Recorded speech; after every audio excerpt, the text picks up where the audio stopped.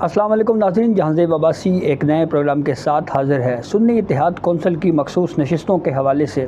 Case کے اوپر آج پھر سماعت ہونے جا رہی ہے۔ اس کیس پہ ڈسکس کریں گے اور آپ کو بتائیں گے کہ اس معاملے پہ حکمران جماعت پاکستان مسلم لیگ نون کی جانب سے ایک تحریری جواب جمع کروایا گیا ہے۔ اس تحریری جواب میں کیا موقف اختیار کیا گیا اور پھر اس کے بعد پاکستان تحریک انصاف کی قانونی ٹیم کی جو حکمت عملی ہے اس کے اوپر بھی ڈسکس کریں گے۔ شروعات کرنے سے پہلے ایک ریکویسٹ آپ سے ضرور ہے کہ ہمارا چینل سبسکرائب کر لیں تاکہ ہر نئی آنے والی اپڈیٹ آپ کو بر وقت مل سکے۔ تو سنی اتحاد کونسل کی آج کی پروسیڈنگ بہت اہم ہے اور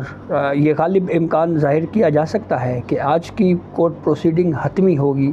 اور آج سنی اتحاد کونسل کے وکیل ایڈوکیٹ فیصل صدیقی جواب الجواب یعنی جو آرگیومنٹس ہو چکے ہیں اس کے اوپر اپنے آخری آرگیومنٹس دیں گے اور امکان ظاہر کیا جا رہا ہے کہ شاید آج ہی یہ کیس کنکلوڈ ہو جائے گا، اس کے اوپر فیصلہ محفوظ ہو سکتا ہے۔ چیف جسٹس آف پاکستان قاضی فائز عیسیٰ کی سربراہی میں فل کورٹ اس کیس پر سماعت کرے گا اور اس کیس میں بہت اہم یہ معاملہ اس وجہ سے بھی ہے کہ اس کیس کو لے کر پھر اس کے بعد جو اس وقت کی فیڈرل گورنمنٹ ہے، اگر یہ نشستیں جو ہیں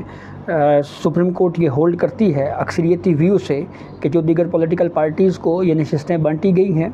الیکشن کمیشن کا یا پشاور ہائی کورٹ کا یہ فیصلہ درست ہے، تو پھر ایسی صورتحال میں فیڈرل گورنمنٹ کے پاس 2/3 اکثریت آ جائے گی۔ یعنی اگر کوئی آئینی ترمیم کسی بھی سٹیج کے اوپر اگر حکومت کرنا چاہے تو اس کو یہ اختیار حاصل ہوگا۔ اسٹارٹ میں منصور علی شاہ جسٹس ان کی سربراہی میں 3 رکنی بینچ جس میں عطر من اللہ اور جسٹس محمد علی مظہر تھے، انہوں نے پہلی ہی سماعت کے اوپر پشاور ہائی کورٹ کے اس فیصلے کے اوپر حکم امتناع جاری کر دیا تھا، جس پشاور ہائی کورٹ کے 5 رکنی بینچ نے یہ کہا تھا کہ یہ نشستیں سنی اتحاد کونسل کو نہیں دی جا سکتی اور اس کے علاوہ جو دیگر پولیٹیکل پارٹیز کو یہ نشستیں بانٹی گئی ہیں یہ فیصلہ درست ہے۔ تو اس فیصلے پہ اسٹے دیا گیا، اس پہ بہت زیادہ تحفظات کا اظہار ضرور کیا گیا کہ کافی جو ہے وہ جلدی میں یہ اسٹے دیا گیا ہے، کم از کم 1 یا 2 ہیئرنگز اس کی ایٹ لیسٹ ہونی چاہیے تھیں اور اس کے بعد اگر اسٹے دیا جاتا تو ذرا زیادہ مناسب ہوتا۔ بہرحال اب آتے ہیں پاکستان مسلم لیگ نون کے جو تحریری جواب، جو تحریری معروضات سپریم کورٹ میں جمع کروائی گئی ہیں، ایڈوکیٹ حارث عظمت کے ذریعے سپریم کورٹ میں جو تحریری معروضات مسلم لیگ نون کی طرف سے جمع کروائی گئی ہیں اس میں مشہور زبانہ فیصلہ آرٹیکل 63A کا حوالہ دیا گیا ہے اور اس فیصلے میں جو 2 نوٹس سے جسٹس مظہر عالم میاں خیل اس کا حوالہ دیا گیا ہے۔ اس کے علاوہ جسٹس جمال خان بندوخیل کا جو ویو تھا، جو رائے تھی، وہ بھی ان تحریری معروضات میں جو ہے وہ شامل ہے۔ اس تحریری معروضات میں پاکستان مسلم لیگ نون کا یہ موقف ہے کہ آئینی تشریح جو ہے یہ انتہائی احتیاط کا متقاضی ہے، یعنی سپریم کورٹ کو یا عدالتوں کو آئینی تشریح کرنے کا جو معاملہ ہے اس پہ انتہائی محتاط رہنا چاہیے، بہت احتیاط کا مظاہرہ کرنا چاہیے۔ اور پھر یہ موقف بھی اختیار کیا گیا ہے مسلم لیگ نون کی جانب سے کہ سنی اتحاد کونسل نے نہ ہی عام انتخابات جو کہ 8 فروری 2024 کو ہوئے اس میں کوئی جنرل نشست جیتی، نہ ہی مخصوص نشستوں کی فہرستیں پیش کی۔ دیگر نشستوں میں دیگر پولیٹیکل پارٹیز کو یہ نشستیں بانٹی گئی ہیں، یہ فیصلہ درست ہے کیونکہ نشستیں خالی نہیں چھوڑی جا سکتی۔ اور اس جو رپلائی ہے، جواب ہے، اس میں یہ بھی کہا گیا ہے کہ آرٹیکل 63A میں کی جو فیصلہ تھا اس میں جو 2 نوٹ ہیں جسٹس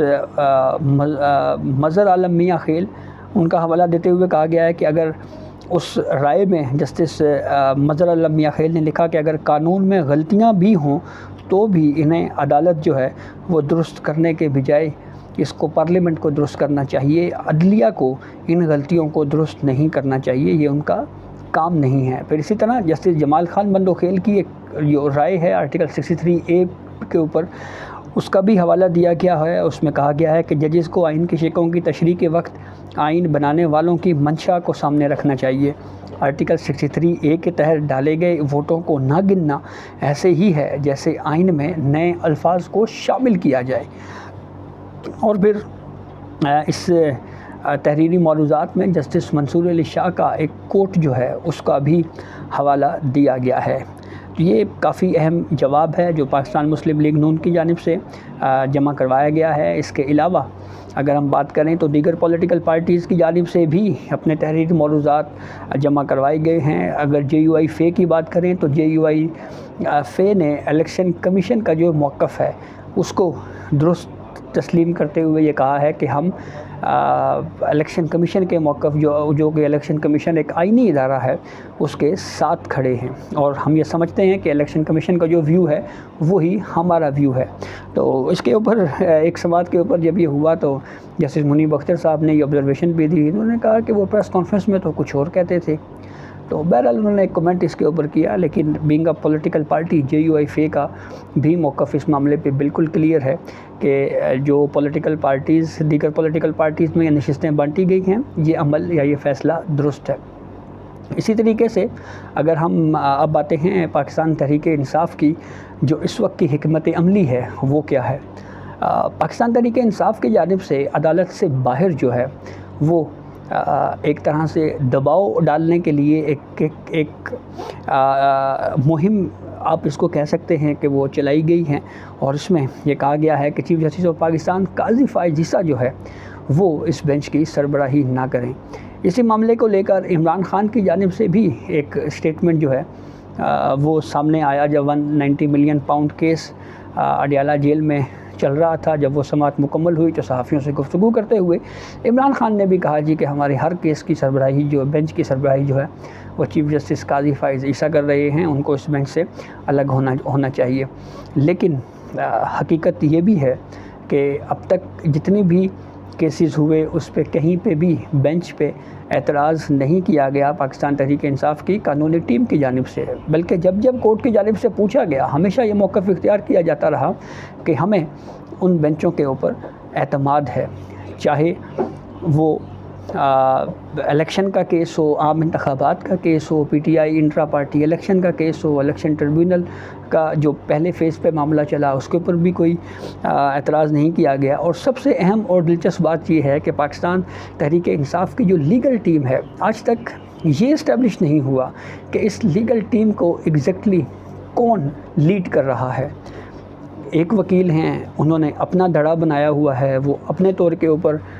پی ٹی آئی کی قانونی ٹیم کے حوالے سے جو ہے وہ ہدایات دیتے ہیں، اور اس کے علاوہ وہ اس کو لیڈ کر رہے ہیں۔ دوسری جانب کوئی اور وکیل ہے، اس کی اپنی ایک ڈائریکشن ہے، تیسری طرف ایک اور وکیل ہیں، ان کی اپنی ڈائریکشن ہے۔ تو یہ اس طرح کی پی ٹی آئی کی قانونی طور کے اوپر جو ایک ناقص حکمت عملی ہے وہ بالکل جو ہے وہ کلیئر نظر آ رہی ہے۔ تو اب جب کیس پر باقاعدہ سماعت کا آغاز ہوگا اور پھر اس کیس کے حوالے سے جو بھی اپڈیٹ ہوگی اس سے ہم آپ کو آگاہ کریں گے۔ اس وقت کے لیے اجازت دیجیے، اللہ حافظ۔